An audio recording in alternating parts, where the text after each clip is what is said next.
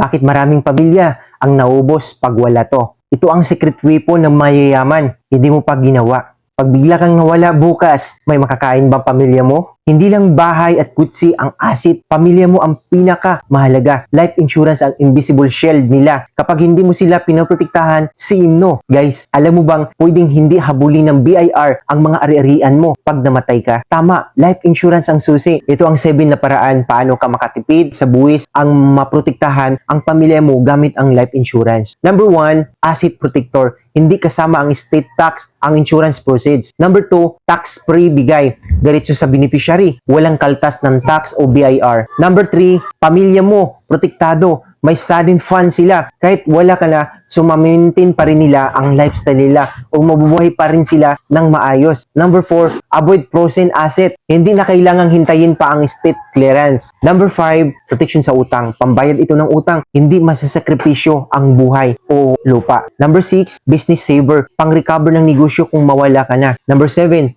mayroon kang peace of mind, bonus. Hindi na iiyak sa stress, buwis at gastos. Kung gusto mong protektado ang yaman at pamilya mo, mag-in-life na. Huwag mong antayin mawala ka bago sila maghirap. Guys, protektahan mo sila ngayon. Mag-in-life ka na. Kumuha ka na ng life insurance. Guys, remember this one. Life is unpredictable.